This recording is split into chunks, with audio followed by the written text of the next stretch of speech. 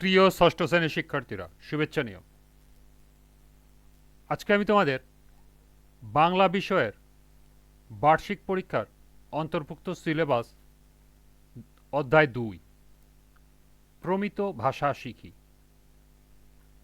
এই অধ্যায় থেকে বার্ষিক পরীক্ষার জন্য নৈবেত্তিক অর্থাৎ এমসিকিউ ও এক কথায় উত্তর, সংক্ষিপ্ত প্রশ্ন উত্তর এবং দৃশ্যপটবিহীন ও দৃশ্যপট নির্ভর রচনামূলক প্রশ্ন নিয়ে আলোচনা করব।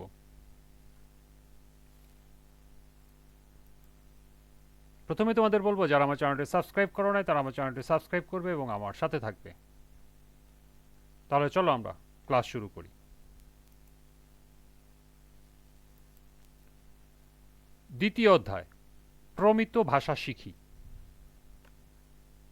বহু নির্বাচনী প্রশ্ন, এমসিকিউ ও এক কথায় উত্তর, অর্থাৎ এই প্রশ্নগুলা এমসিকিউ আকারে আসতে পারে অথবা এক কথায় উত্তর হিসাবেও আসতে পারে। প্রথম প্রশ্ন, খেয়া শব্দের অর্থ কি? সঠিক উত্তর নদী পার হওয়ার নৌকা। 2, খেয়া না শব্দের অর্থ কি? সঠিক উত্তর খেয়া নৌকা। 3, ঝলসানো শব্দের অর্থ কি? সঠিক উত্তর উজ্জ্বল আলোয় চোখ ধাঁধানো। 4, টাপুস টুপুস শব্দের অর্থ কি? সঠিক উত্তর হলো বৃষ্টি পড়ার শব্দ। 5, বাদল শব্দের অর্থ কি? সঠিক উত্তর হলো এক নাগাড়ে বৃষ্টি। 6, সাঁঝের বেলা শব্দের অর্থ কি? সঠিক উত্তর হলো সন্ধ্যার সময়। অমর শব্দের অর্থ কি? সঠিক উত্তর হলো যার মৃত্যু নেই। 8, কবিরাজ শব্দের অর্থ কি? সঠিক উত্তর যিনি চিকিৎসা করেন। 9, কুড়েঘর শব্দের অর্থ কি? সঠিক উত্তর হলো খড় দিয়ে ছাওয়া ছোট ঘর। 10, তাজ্জব কথা শব্দের অর্থ কি? তাজ্জব কথা শব্দের অর্থ হলো অবাক করা কথা।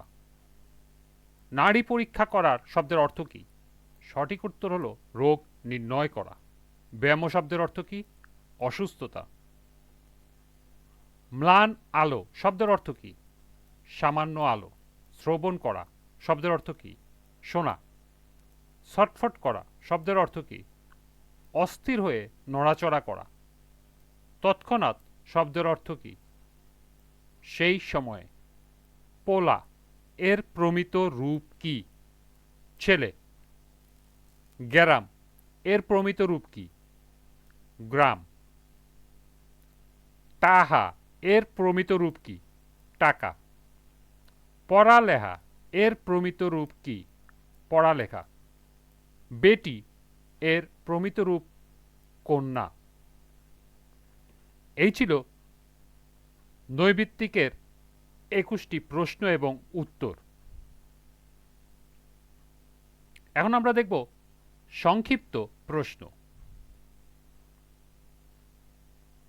প্রথম প্রশ্ন, রেডিও ও টেলিভিশনে পঠিত সংবাদ ও প্রতিবেদনের ভাষা কি বা কেমন? 2, সাংস্কৃতিক অনুষ্ঠান উপস্থাপনের ভাষা কেমন? 3, পাঠ্য বইয়ের ভাষা কেমন? 4, আঞ্চলিক ভাষা কি? এবং 5, প্রমিত ভাষা কি? এই প্রশ্নগুলোর উত্তর আমি আমার পূর্ববর্তী ভিডিও অর্থাৎ ক্লাসের ভিডিওতে দিয়ে দিয়েছি, তোমরা সেখান থেকে সংগ্রহ করতে পারো। অথবা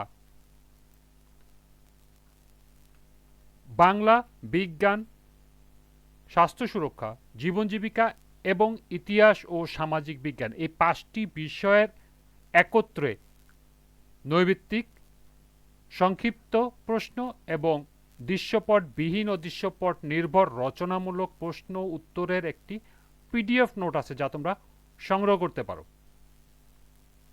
সংগ্রহ করার নিয়ম স্ক্রিনে দেওয়া আছে, তোমরা এখান থেকে দেখে নিতে পারো।